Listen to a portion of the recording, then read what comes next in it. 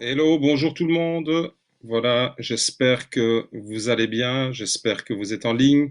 J'attends que vous puissiez vous connecter. Venez nous rejoindre comme annoncé. Donc, on va faire tous les mardis soirs des directs. Le mardi soir, eh bien, habituellement, au Gospel Life Center Beaudour, c'était la soirée d'études bibliques et nous allons tout simplement nous arrêter un instant, quelques minutes ensemble pour pouvoir découvrir la parole de Dieu, essayer d'approfondir certaines facettes de la parole de Dieu. Voilà, je vais attendre que plusieurs puissent être en ligne. Voilà, j'espère que vous allez bien, j'espère que le confinement n'est pas trop pénible pour vous, pour votre famille. Voilà, j'espère en tous les cas que vous allez bien. Aujourd'hui, bien, c'est une journée un peu particulière pour nous, c'est une journée triste même pour notre communauté, pour le Gospel Life Center Beaudour. Vous êtes pour la plupart déjà informés certainement que voilà, depuis ce matin, depuis ce midi, notre frère John Cazola nous a quittés. Il a été emporté par le coronavirus et nous avons une pensée toute particulière, une pensée émue dans la prière pour son épouse Marie-Lise,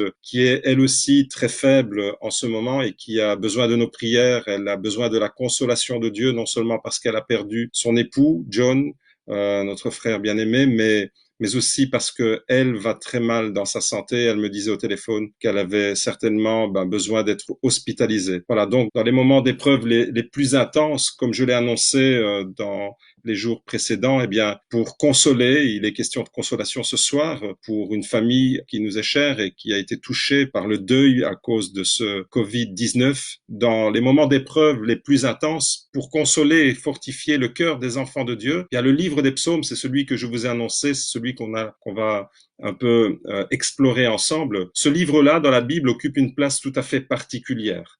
150 psaumes ont nourri et fortifié la foi des enfants de Dieu à travers les siècles, dans toutes les générations et dans toutes les circonstances, des fois joyeuses, des fois pénibles, des fois même très difficiles à gérer. Alors ce soir, eh bien, je vous propose de commencer par la porte d'entrée. La porte d'entrée du livre des psaumes, eh bien, c'est le psaume 1, tout simplement. Je crois que en ce temps de confinement et même surtout après le confinement, après quand on sera sorti par la grâce de Dieu, nous allons sortir de cette crise, nous n'allons pas y rester, elle ne va pas se prolonger éternellement. Eh bien, je crois, dans un temps particulier comme celui-ci, nous vivons un temps historique, nous vivons un moment sans précédent dans l'histoire de l'humanité, une pandémie mondiale à l'échelle planétaire. C'est, en tous les cas, certainement que dans le passé, il y a eu des pandémies qui étaient plus localisé, mais ici, ça touche la planète entière et nous sommes complètement bouleversés dans nos habitudes.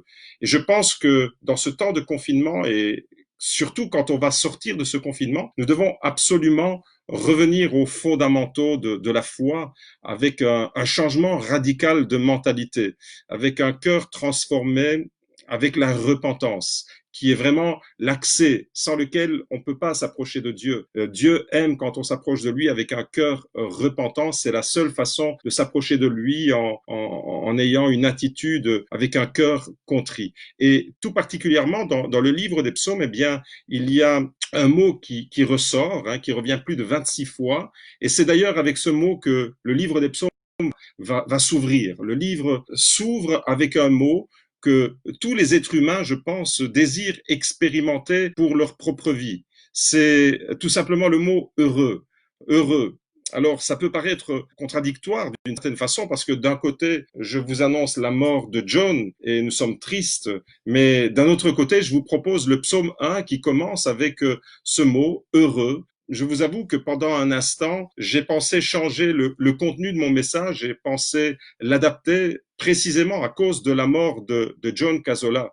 Mais très vite, le Seigneur m'a donné cette conviction aujourd'hui de rester sur cette notion que nous allons découvrir ensemble dans ce psaume. Alors aussi parce que, aussi étrange que ça puisse paraître, la Bible nous dit qu'il est possible d'affronter la mort en étant heureux.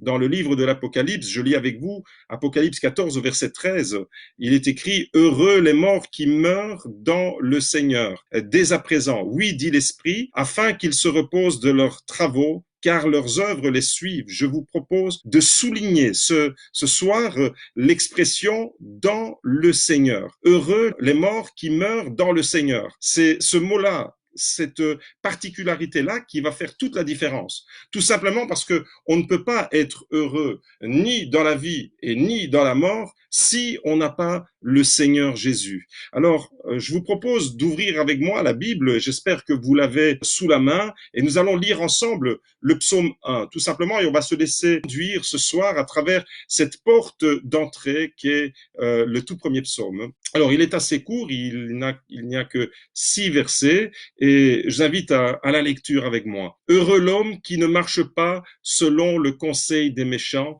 qui ne s'arrête pas sur la voie des pécheurs, et qui ne s'assied pas en compagnie des moqueurs. Alors j'espère que vous avez remarqué la progression qu'il y a dans ce premier verset. Il y a 3 verbes qui progressent. Il y a le fait de marcher, de s'arrêter et puis de s'asseoir, de s'installer dans le mal. Heureux l'homme qui ne fait pas ces choses. Heureux l'homme donc qui ne marche pas, qui ne s'arrête pas et qui ne s'assied pas dans cette voie que la Bible appelle la voie du mal, tout simplement, mais qui trouve son plaisir dans la Torah, dans l'enseignement fondamental. Le mot Torah, c'est un mot très riche qui désigne bien plus que la loi au sens juridique du terme. Le mot Torah, c'est un mot qui désigne l'enseignement fondamental de Dieu, l'instruction fondamentale. Eh bien, il est heureux, celui qui trouve son plaisir dans la Torah de l'Éternel, dans l'enseignement, dans l'instruction de l'Éternel, et qui la médite jour et nuit. Il est comme un arbre planté près d'un courant d'eau qui donne son fruit en son temps et dont le feuillage ne se flétrit pas. Tout ce qu'il fait lui réussit. Il n'en est pas ainsi des méchants. Ils sont comme la paille que le vent dissipe. C'est pourquoi les méchants ne résistent pas au jour du jugement, ni les pécheurs dans l'assemblée des justes, car l'Éternel connaît la voie des justes et la voie des pécheurs mène à la perdition. Voilà un psaume, 6 versets, et tous les spécialistes de la Bible, tous les spécialistes de l'Ancien Testament sont d'accord pour dire que le psaume 1, eh bien, non seulement il est la porte d'entrée du livre, mais aussi il est le résumé théologique de tous les psaumes, du contenu qu'on va découvrir dans 150 psaumes. Alors ce soir, j'aimerais mettre en lumière tout simplement le tout premier mot. Le tout premier mot de ce psaume, c'est le mot heureux. Heureux. Alors, dans un contexte qui n'est pas évident, autour de nous, tout le monde parle d'angoisse, de peur, de crainte, peur d'être contaminé, peur de perdre quelqu'un, peur d'être soi-même touché ou quelqu'un qu'on aime.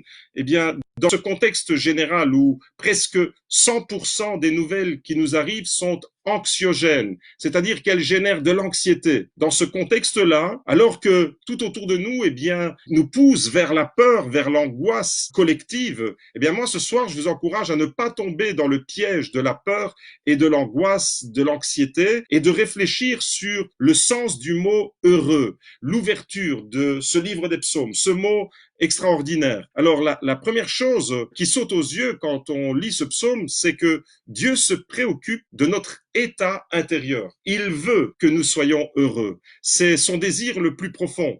Et c'est tellement important pour lui qu'il a placé ce mot au tout début de ce livre, heureux. En hébreu, c'est le mot ashré qui a été traduit par heureux. En réalité, le mot ashré, on pourrait le traduire aussi par en marche, en mouvement. C'est un verbe, achar, qui signifie marcher, avancer. Et donc, on est heureux quand on avance dans les voies de Dieu. Les psaumes ont été écrits par différents auteurs. La majorité, vous le savez, ont été rédigés par David lui-même. Mais les psaumes couvrent la totalité des aspects de la vie humaine. Il y a, quand on lit les psaumes, de la joie, il y a de la peine, il y a des combats, il y a des luttes, il y a des craintes, il y a des angoisses, mais il y a surtout aussi beaucoup d'espérance. Il y a de la louange, il y a de la célébration et il y a la certitude que Dieu accompagne son peuple dans toutes les situations de la vie humaine. En hébreu, ce psaume commence par la lettre Aleph, c'est la première lettre de l'alphabet, et se termine par la lettre Tav, qui est la dernière de l'alphabet. La première lettre de l'alphabet est la dernière, et c'est une façon de nous dire, d'une certaine façon, eh bien que tout ce qui va se trouver à l'intérieur de ce psaume englobe la totalité de la vie. C'est un peu comme si nous, on disait dans notre alphabet de A à Z. C'est une expression pour dire c'est vraiment la totalité. Alors, selon ce psaume 1, le fait d'être heureux implique plusieurs choses que j'aimerais partager avec vous ce soir. Tout d'abord, et dès le premier verset, le fait d'être heureux implique de refuser d'adopter la mentalité et le comportement de ceux qui ne craignent pas Dieu. Il est question de marcher, de s'arrêter et de s'installer dans le mal, chose à ne pas faire, bien entendu. Donc, la toute première chose, c'est que Dieu veut qu'on soit heureux. Et le mot, il ouvre le livre tout entier, mais en même temps, il nous donne un programme. Comment vivre cette réalité? Alors, dans un contexte de confinement, dans un contexte où on est là à la maison et on se sent un peu dérangé, c'est le moins qu'on puisse dire, ou peut-être certaines personnes sont plus que dérangées, elles sont vraiment prises d'angoisse. Eh bien, je vous invite à redécouvrir vraiment la profondeur qu'il y a à travers cette parole. Cette parole que vous pouvez méditer, cette parole que vous pouvez vous approprier. Heureux ne signifie pas, dans la parole de Dieu, être euphorique ou être tout le temps en fête, avec un sentiment d'insouciance. Si c'était ça, ce serait de l'indécence de ma part de vous proposer un thème comme celui-là. Dans une journée comme celle d'aujourd'hui où nous avons perdu un frère de la communauté. Si c'était faire la fête tout le temps avec insouciance et être euphorique, si c'est ça être heureux, alors eh bien je me suis trompé de sujet. Mais celui qui est heureux, selon la parole de Dieu, selon la Bible, c'est celui qui a une sérénité, une paix intérieure et une certitude que la vie a un sens ultime avec Dieu. Et donc, ça n'a rien à voir avec le fait d'être toujours dans la fête, toujours en train de s'éclater. C'est pas du tout ça. Le fait d'être heureux selon la parole de Dieu, c'est jouir d'une sérénité et d'une paix intérieure, avoir une certitude que la vie a un sens. Même quand on traverse une épreuve comme celle-ci, même quand on traverse des moments de difficulté, des moments douloureux, même quand c'est la tempête, la vie a un sens.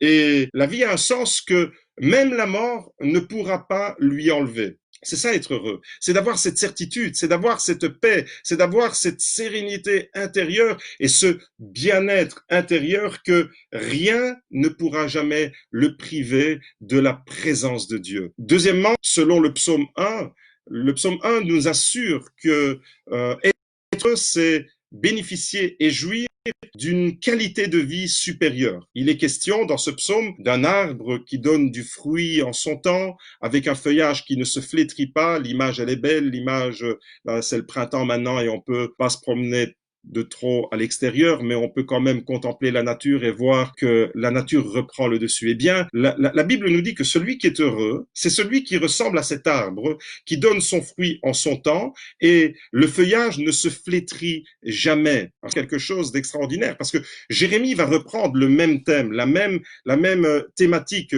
du premier psaume, et en Jérémie 17, au verset 7, je vous invite à ouvrir la parole de Dieu dans le prophète Jérémie, et il est écrit: béni soit l'homme qui met sa confiance en l'Éternel et qui fonde sur l'Éternel toute son assurance. Voilà, un homme béni, c'est un homme qui met toute sa confiance en l'Éternel et qui a pour fondation l'Éternel. C'est sur lui que repose toute notre assurance. Il sera comme un arbre planté près d'un courant d'eau qui étend ses racines vers les ruisseaux. Il ne redoute rien lorsque vient la chaleur. Son feuillage reste verdoyant pendant l'année de sécheresse. Et on peut imaginer que cette pandémie, cette crise planétaire, eh bien, repose à cette chaleur qui vient pour brûler. Et la Bible nous dit que celui qui a placé sa confiance en Dieu, celui qui a fondé toute son assurance sur l'Éternel, il ne redoute rien. Il voit venir la chaleur, il peut être touché. La chaleur vient aussi sur lui, mais son feuillage reste verdoyant pendant l'année de l'épreuve, pendant le moment de la sécheresse. Il est sans inquiétude. Voilà la paix intérieure, la sérénité. Alors que tout semble être bousculé, tout semble être chamboulé, lui, cet homme que la Bible décrit et que la Bible désigne par l'adjectif heureux, eh bien, il est celui qui est sans inquiétude. Il ne cesse de porter du fruit. La troisième chose qui ressort dans ce psaume 1, c'est que le bonheur passe obligatoirement par le rapport que nous entretenons avec la parole de Dieu. Il est question de méditer la parole de Dieu. Il est heureux. Celui qui plonge ses racines dans la parole de Dieu, ça c'est une réalité. Plus nous allons en profondeur dans la parole de Dieu, quels que soient les temps que nous traversons, que ce soit des temps de bénédiction, que ce soit des temps d'épreuve, plus nous plongeons nos racines dans les profondeurs et plus l'arbre sera verdoyant. Cet homme-là, il est heureux, nous dit la Bible. Alors certains prédicateurs affirment que Dieu ne s'intéresse pas à notre bonheur. Selon ces théories, Dieu serait seulement intéressé par notre salut. Il serait intéressé par être sauvé tout simplement de l'enfer et nous offrir le salut. Selon mon point de vue, cette théorie est fausse ou au minimum elle est incomplète. Tout simplement parce que la Bible mentionne, c'est Dieu lui-même. La première chose que Dieu désire, c'est vrai, c'est de nous sauver à travers Jésus-Christ, à travers son œuvre qu'il a accomplie à la croix, nous offrir la vie éternelle, le pardon de nos péchés, obtenir par la repentance cette certitude que rien ne pourra jamais nous séparer de l'amour de Dieu, ni la maladie, ni la mort. Dieu veut nous offrir le salut et c'est une certitude, ça. La première chose qu'il désire, c'est ça. Mais quand nous avons reçu le salut, lorsque nous avons reconnu que Jésus-Christ est Seigneur, qu'il est le Sauveur, lorsque nous lui avons offert notre vie, lorsque son esprit nous envahit, lorsque son esprit vient nous habiter, nous recevons également tout ce dont nous avons besoin pour être heureux. La notion du vrai bonheur est tellement importante que Jésus l'a mentionné 9 fois dans son discours le plus célèbre. Le discours le plus célèbre que Jésus ait prononcé, c'est le sermon sur la montagne, dans l'évangile de Matthieu, les béatitudes. Et précisément, dans les béatitudes, Jésus nous donne la clé pour interpréter le psaume 1. C'est d'une certaine manière la clé pour décrypter ce que signifie le 1. Et dans l'évangile de Matthieu, alors je vous invite à ouvrir l'évangile de Matthieu au chapitre 5, à partir du verset 3, Jésus va prononcer des paroles que le monde n'a jamais entendues. Je disais au début de cette méditation que nous devons, pendant ce temps de crise et après la crise, lorsque nous sortirons, lorsque nous serons sortis de cette tourmente, nous devons revenir aux fondamentaux. Les chrétiens, l'Église, aujourd'hui, doit redécouvrir les fondamentaux de la foi et précisément la parole de Dieu. La parole de Dieu nous y amène. C'est Jésus lui-même dans l'évangile de Matthieu qui nous dit « Heureux les pauvres en esprit, car le royaume des cieux est à eux. » L'expression « les pauvres en esprit », ce sont ceux qui, dans leur vie, ont un manque qui crée une place pour le royaume de Dieu. Lorsqu'il y a un manque dans ma vie, eh bien, je peux créer une place pour le royaume de Dieu. Celui qui se reconnaît pauvre en esprit, c'est celui qui va hériter le royaume de Dieu. Heureux ceux qui pleurent. Deuxième béatitude, car ils seront consolés. Heureux ceux qui sont doux, car ils hériteront la terre. Heureux ceux qui ont faim et soif de justice, car ils seront rassasiés. Heureux les miséricordieux, car ils obtiendront miséricorde. Heureux ceux qui ont le cœur pur, car ils verront Dieu. Heureux ceux qui procurent la paix, car ils seront appelés fils de Dieu. Heureux ceux qui sont persécutés à cause de la justice, car le royaume des cieux est à eux. Heureux serez-vous lorsqu'on vous insultera, qu'on vous persécutera et qu'on répandra sur vous toutes sortes de mal à cause de moi, dit Jésus. Réjouissez-vous et soyez dans l'allégresse, que votre récompense sera grande dans les cieux. Soulignez avec moi cette phrase, parce que votre récompense sera grande dans les cieux. 9 fois, Jésus a prononcé dans ce sermon sur la montagne les béatitudes. Par 9 reprises, Jésus va faire un écho, un rappel, un renvoi à ce psaume 1. Être heureux, comme je le disais, n'a rien à voir avec l'insouciance et qui fait la fête et qui gadaille à longueur de journée. Être heureux, c'est celui qui va vivre et qui va expérimenter, même dans les moments les plus difficiles, comme Jésus nous dit, heureux êtes-vous, heureux pleurent, car ils seront consolés. Celui qui est heureux, en réalité, eh bien, c'est celui qui vit l'évangile radical, l'évangile total, l'évangile sans compromis. Et pendant ce temps de crise du COVID-19, du coronavirus, vous allez certainement entendre beaucoup de discours, beaucoup d'enseignements aux allures catastrophiques. Vous allez entendre des opportunistes peut-être aussi saisir l'occasion pour semer encore un peu plus de troubles et d'angoisse. Vous allez entendre toutes sortes de discours apocalyptiques. Mais moi, ce soir, eh bien, je vous propose de revenir tout simplement et de découvrir les fondamentaux, ceux de Jésus.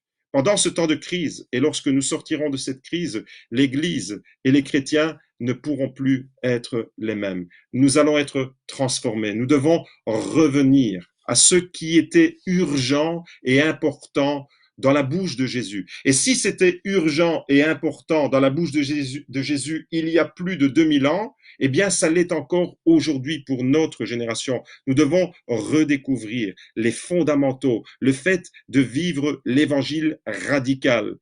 Pendant ce temps de crise sanitaire mondiale sans précédent, unique dans l'histoire, c'est vrai, nous devons redécouvrir la profondeur de cette parole, revenir d'une certaine manière à la condition, à l'essentiel de la condition humaine, redécouvrir ou découvrir pour la première fois peut-être, si vous ne l'avez jamais expérimenté, la puissance extraordinaire qu'il y a dans cette parole.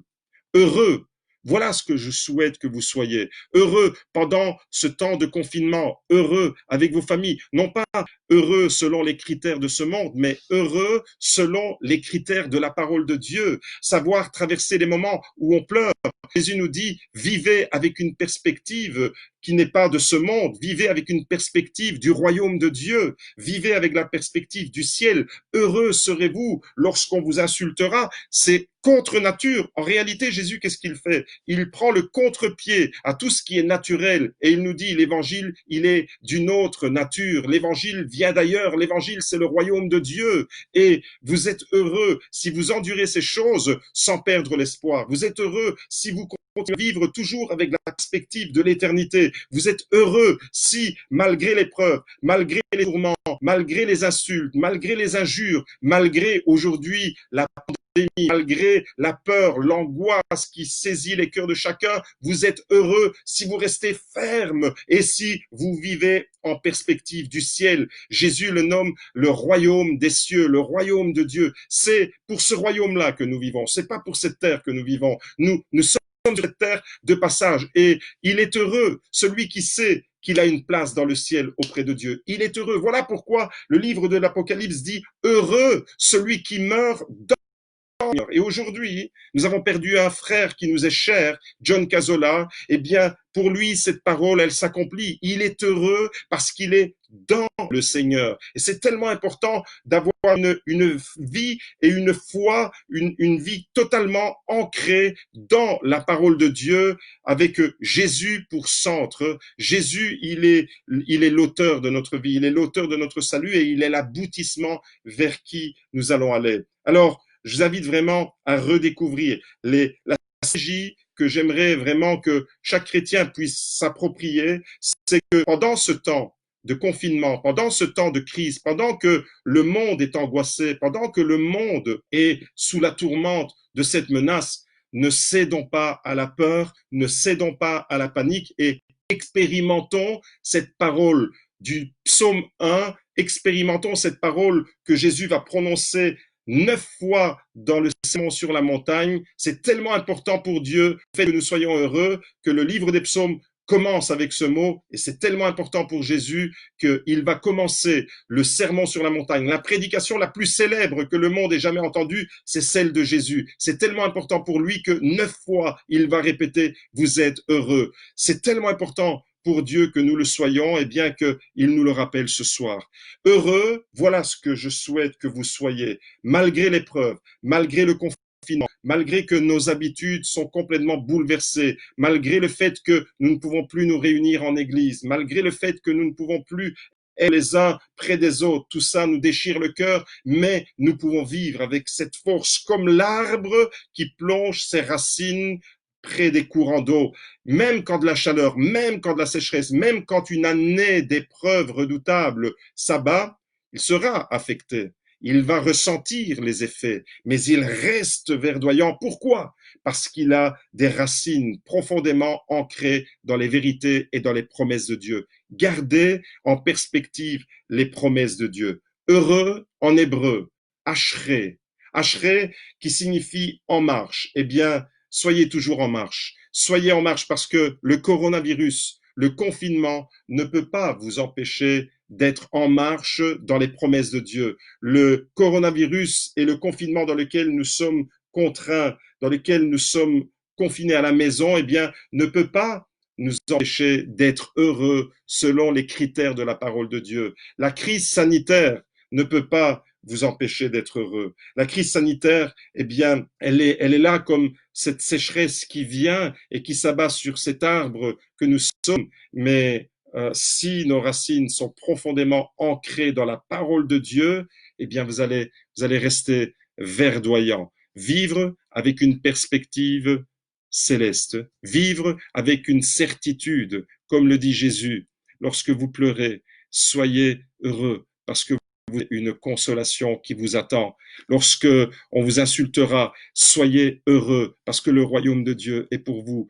Soyez, en ce temps de confinement, en ce temps de crise, des hommes et des femmes qui procurent la paix. Heureux celui qui procure la paix. Heureux celui qui a un cœur pur, car il verra Dieu. C'est extraordinaire de vivre avec ces paroles, même pendant la crise. Alors, ne cédons pas à la panique. Nous regardons les infos à n'importe quel moment de la journée. Vous allumez la télévision, on ne fait que parler de ça. Je parlais au téléphone avec une personne qui était hyper angoissée et je lui ai dit, mais cesse de regarder toujours les informations.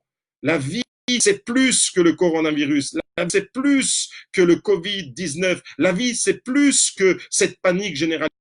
La vie, c'est Jésus et Jésus, il est avec nous là, dans cette épreuve. Jésus est avec nous dans le confinement. Jésus est avec nous et c'est lui qui donne un sens à notre vie. Voilà pourquoi on peut garder cette certitude que rien, jamais, ni personne, ni la maladie, ni le Covid-19, ni le coronavirus, appelez-le comme vous voulez, rien de tout ça ne pourra jamais nous séparer de l'amour de Dieu manifesté en Jésus-Christ. Et quand j'ai cette réalité-là au fond de mon cœur, eh bien alors je suis un homme heureux, même si je traverse l'épreuve, même si je suis confronté à la mort. Et même si j'ai la mort en face de mes yeux, l'enfant de Dieu, le chrétien que je suis, il est heureux. Pourquoi? Parce qu'il sait qu'il a une récompense éternelle auprès de son Seigneur. Je vous invite vraiment à vous approprier ces promesses. Et ce soir, eh bien, nous sommes entrés dans le livre des psaumes avec la toute première parole, heureux. Dans les semaines à venir, eh bien, nous allons le décortiquer différents aspects et nous allons demander vraiment à Dieu de nous communiquer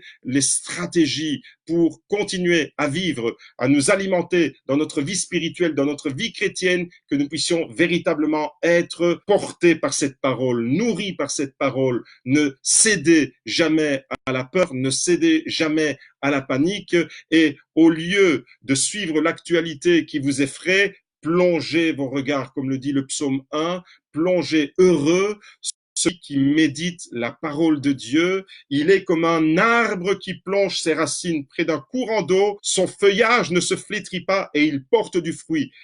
Dans le confinement, malgré les difficultés, nous pouvons porter du fruit et nous pouvons, tellement que nous portons du fruit, nous pouvons eh bien le distribuer aux autres. Alors, merci Seigneur vraiment pour cet amour que tu nous donnes dans ce moment d'épreuve, dans ce moment où nous devons rester unis, dans ce moment où nous devons tous ensemble nous approprier les promesses de Dieu, nous encourager mutuellement. Il y a une puissance dans la parole de Dieu malgré la difficulté. Oui, vous êtes heureux, dit Jésus. Revenez avec moi juste un instant. Vous êtes heureux. Revenez sur ces béatitudes. Elles sont extraordinaires. Vous êtes heureux. Heureux les pauvres en esprit, c'est-à-dire ceux qui créent une place suffisante pour que le royaume de Dieu puisse les pénétrer. Heureux ceux qui pleurent. C'est contradictoire. On a l'impression que Jésus dit des choses qui sont vraiment impossibles à vivre. Et pourtant, Jésus dit, heureux ceux qui pleurent, car ils seront consolés. Heureux ceux qui sont doux, ceux qui sont humbles. Quelle puissance il y a dans la douceur, dans l'humilité. Celui qui vit avec les mêmes critères, avec les mêmes valeurs que Jésus. Jésus lui-même nous est présenté dans l'évangile comme celui qui est doux et humble cœur, celui qui adopte les standards, les valeurs de Jésus, il est heureux. Jésus n'a jamais cessé d'être heureux. Jésus a été du début à la fin heureux parce qu'il est porté par cette parole de Dieu qui transcende l'humanité. Heureux ceux qui sont doux, car ils hériteront la terre. La douceur est extraordinaire. C'était un trait caractéristique de Jésus. Cette douceur, heureux ceux qui ont faim et soif de justice. Et je pense qu'aujourd'hui, on a besoin de cette justice, mais pas de la justice uniquement des hommes, bien qu'elle soit nécessaire. On a besoin de revenir à ces fondamentaux, la justice de Dieu. Heureux, nous dit Jésus, quand vous avez faim, ces choses, car vous serez rassasiés. Heureux les miséricordieux, car ils obtiendront miséricorde. Voilà ce que l'Église doit redécouvrir. Revenir à l'essentiel, revenir aux fondamentaux. Heureux ceux qui ont le cœur pur, car ils verront Dieu. Voilà ce que je veux voir. Voilà cette certitude que j'ai, c'est que rien, jamais ni personne ne pourra me séparer de l'amour de Dieu. Heureux ceux qui procurent la paix, car ils seront appelés fils de Dieu. Eh bien, gardons vraiment toutes ces paroles au fond de notre cœur et qu'elles deviennent une puissance de vie pendant ce temps d'épreuve et après le confinement, lorsqu'on pourra ensemble se réunir, lorsqu'on pourra ensemble faire la fête. Et je crois qu'ensemble, nous allons nous réjouir pour tous ceux qui le pourront après le confinement, lorsque on va être à nouveau autorisés à nous rassembler, on va faire une fête, une méga fête. Nous allons être transformés. Nous ne serons plus les mêmes. Il faut que cette parole, il faut que les béatitudes de Jésus deviennent notre réalité quotidienne. L'ADN de l'Église, c'est de vivre l'évangile radical. Et le sermon sur la montagne, c'est l'évangile radical. Alors, bien-aimés, j'aimerais vous dire ce soir, ne cédez pas à la panique, ne cédez pas à la peur, ne cédez pas à tout ce que vous pouvez entendre autour de vous qui génère de l'angoisse, mais laissez véritablement la parole de Dieu vous porter et vous nourrir. Oui, ce soir, je prie pour que chacun d'entre vous, vous soyez pleinement heureux. Heureux selon les critères de la parole de Dieu. Je vous invite à un temps de prière afin que, ensemble, nous puissions porter ceux et celles qui sont touchés par la maladie et les familles endeuillées, en particulier notre communauté est touchée. Heureusement, grâce à Dieu, pas trop, mais il y en a beaucoup aussi d'autres communautés. Il y a des pasteurs, des serviteurs de Dieu. Je vous invite à prier pour le pasteur Tony Centinaro, ainsi que pour d'autres, que la grâce de Dieu puisse faire son œuvre. Je vous invite à courber les fronts, à faire cette prière avec moi. Seigneur, dans le nom puissant de Jésus, ce soir, tu nous rappelles que nous sommes en marche.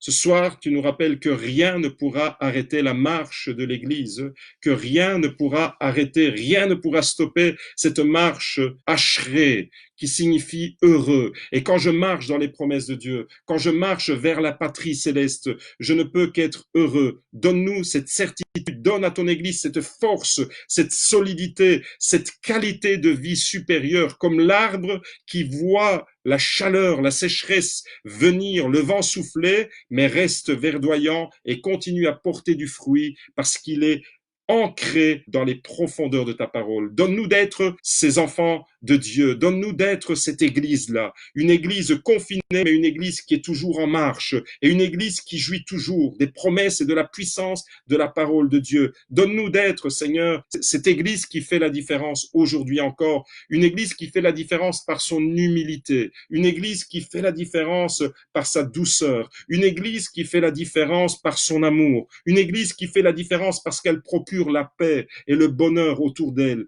Une église constituée d'hommes et de femmes qui vivent en perspective du royaume de Dieu. Donne-nous d'être pleinement cette église, une église qui a l'ADN de Jésus, celui qui est doux et humble de cœur. Merci Seigneur pour la puissance de ton amour, pour la puissance de ton humilité, pour la puissance de ta douceur. Seigneur, nous te prions maintenant afin que tu consoles les familles afin que ton esprit puisse véritablement faire son œuvre. Et en particulier, nous remettons Marie-Lise entre tes mains. Non seulement elle a besoin de consolation parce qu'elle a perdu son mari, mais elle a besoin de guérison parce qu'elle aussi est touchée par le Covid-19. Seigneur, étends ta main et touche tous les malades. Seigneur, la liste est longue, mais chacun, Seigneur, qui suit ce live a une liste certainement devant ses yeux, a une liste quelque part au fond de sa tête, Seigneur, dans son cœur. Eh bien, nous te prions pour tous ceux que nous connaissons, pour tous ceux qui, dans notre entourage,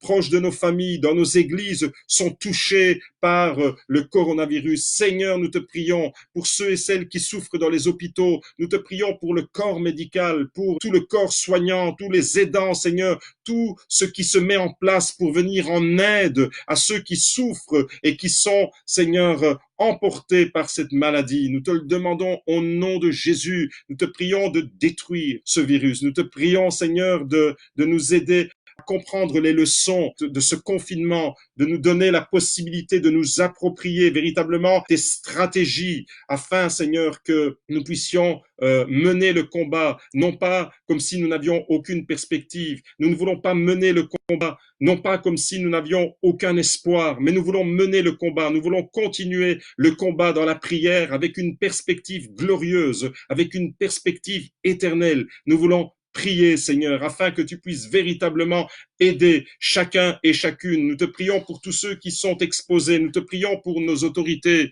qui ont une grande responsabilité. Nous te prions, Seigneur, pour les forces de l'ordre. Nous te prions pour la société, pour qu'il y ait du bon sens, mais pour que cette société puisse véritablement découvrir à travers ton message d'amour que tu es là et que tu interpelles encore aujourd'hui, que tu nous appelles à redécouvrir les profondeurs de ta parole, ton amour, Seigneur. Je te prie vraiment pour qu'il y ait un élan vers toi. Attire les hommes à toi, Seigneur, et qu'à travers cette pandémie, Seigneur, ce soit un message universel que tu envoies à l'humanité et que l'humanité puisse comprendre que sans toi, il est tout simplement impossible d'être heureux. Sans toi, la vie n'a aucun sens. Mais je te prie, Père Saint, au nom de Jésus, que les hommes que tu as créés à ton image puissent véritablement se tourner vers toi qui est le créateur de toutes choses et vers toi, Jésus, qui est le Seigneur et le Sauveur. Par la repentance, nous te le demandons au nom de Jésus. Nous te prions, Père Saint, pour que ton Église soit toujours une Église mobilisée dans la prière, toujours en marche, toujours, Seigneur, verdoyante, et une Église qui continue, malgré le vent chaud de cette épreuve, malgré cette sécheresse qui balaye le monde, une Église qui reste verdoyante. Seigneur, une Église qui porte du fruit et une Église qui est en marche dans ta parole, en marche dans tes promesses, en marche vers le ciel, vers la patrie céleste. C'est notre prière, Seigneur, ce soir. Nous te demandons vraiment de nous donner cette stratégie, de ne pas sombrer dans la crainte, dans la peur, dans l'angoisse, mais de vivre pleinement en étant porté par cette réalité sublime qui nous provient de ta parole. Nous pouvons, Seigneur, en tout lieu, en toutes circonstances, quels que soient les temps que nous traversons, vivre et jouir pleinement de ce bonheur que tu nous donnes par ta présence. Oui, Seigneur, je le déclare, rien, jamais, ni personne ne pourra nous priver de ce bonheur de te connaître, et le coronavirus n'a aucun droit de nous priver du bonheur de tes promesses et de tes bénédictions. Alors au nom de Jésus, je prie pour ton Église, pour qu'elle continue, Seigneur, à avancer autrement, mais à avancer certainement dans les profondeurs de ta parole. Donne-nous d'étendre nos racines en toi. Seigneur, ma stratégie ce soir pour ton Église dans la prière, c'est que ton Église plonge ses racines dans les profondeurs de ta parole, afin, Seigneur, que lorsque le vent chaud de l'épreuve, Seigneur, souffle, y compris sur ton Église, elle puisse demeurer verdoyante et porteuse d'espérance. Merci, Seigneur, pour ta parole. Merci, Seigneur, parce que nous sommes en marche. Merci, Seigneur, parce que tu reviens bientôt et que toi aussi tu es en marche. Alors, Père, au nom de Jésus, bénis chacun et chacune en particulier. À toi, Seigneur, soit toute la reconnaissance de notre cœur et notre amour. Nous te le disons au nom puissant de Jésus. Et je vous invite à écrire Amen, Amen, Amen, Amen et Amen. Soyez tous bénis. Je vous embrasse très fort et surtout, N'oubliez pas, heureux en hébreu, ashré, en marche. On est en marche. Le coronavirus ne peut pas nous arrêter. On est en marche vers ce bonheur éternel parce que Dieu est éternel. Que Dieu vous bénisse. À très bientôt. Bisous. Ciao, ciao.